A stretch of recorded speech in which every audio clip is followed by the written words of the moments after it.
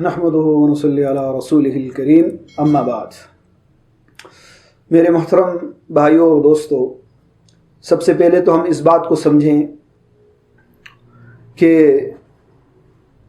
دین ہمیں پہنچانے والے صحابہ ہیں، اور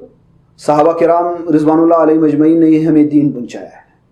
قرآن بھی ہمیں انہی کے واسطے سے ملا ہے، اور حضور پاک صلی اللہ تعالی علیہ وسلم کی ہر چیز جو بھی ہم چاہیں گے حضور پاک صلی اللہ علیہ وسلم کی، وہ صحابہ نے ہمیں بتلائی ہے اور ہم تک پہنچائی ہے۔ اب صحابہ کرام رضوان اللہ علیہ مجمعین کے بارے میں حضور پاک صلی اللہ علیہ وسلم نے فرمایا ہے، اور خاص طور پہ خلفائے راشدین کے بارے میں فرمایا ہے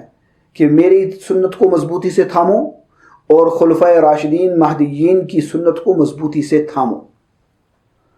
تو صحابہ کی زندگی سے بھی جو عمل ہوگا اور ان کے اجماع سے ثابت ہوگا،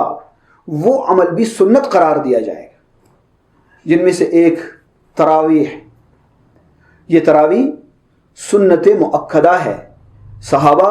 حضرت عمر رضی اللہ تعالیٰ عنہ، بیچ میں جو ہے اتنا بات بھی آپ کو عرض کرتا چلوں کہ ایک صاحب نے، غامدی صاحب کے نام سے جو مشہور ہیں، انہوں نے یہ کہا ہے کہ حضرت عمر رضی اللہ تعالیٰ عنہ کا بھی یہی رائے تھی کہ گھروں میں پڑھی جائے۔ ایسی بات وہ ذرا دکھا دیں ہمیں کسی چیز پر،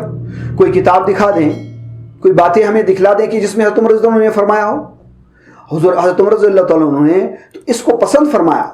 اور کہا کہ یہ سنت، اس کو جو ہے مسجد میں جماعت کے ساتھ ادا کیا جائے، اور باقاعدہ اس کو حضرت عمر رضی اللہ عنہ نے شروع کیا، اور تمام صحابہ وہ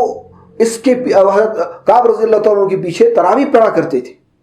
اور عمر رضی اللہ عنہ نے کہا کہ یہ بہترین چیز ہے۔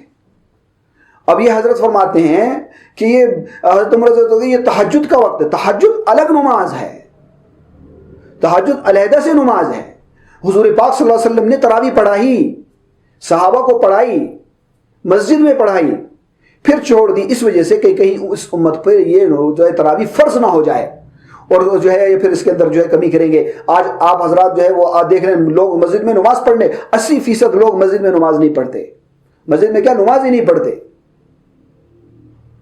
تو ایسے لوگوں کو اب ہم یہ کہہ دیں کہ بالکل جو ہے فارغ ہیں، تراویح سے بھی نہیں پڑھیں، کوئی چیز عمال نہ کریں، یہ حضرات تو خالی یہ چاہتے ہیں کہ مسجدیں بند ہو جائیں،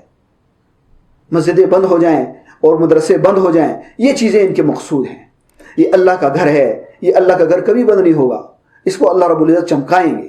اور اس کے ساتھ جو ہے مدارس، یہ بھی اللہ کے دین کے قلعے ہیں، انہی نے آپ کے قرآن کو سنبھالا ہے، انہی مدارس نے آپ کے دین کو سنبھالا ہے۔ نہیں تو ایسے جیسے لوگ جن کو جو ہے نہ دین کے الف بے کا پتہ بھی نہیں ہے، اور اس طرح کی باتیں کرتے ہیں اور صحابہ کے اوپر جھوٹ باندھتے ہیں۔ اللہ پاک ہماری آپ کی حفاظت فرما دے۔ وآخر دعوانا الحمدللہ رب العالمین۔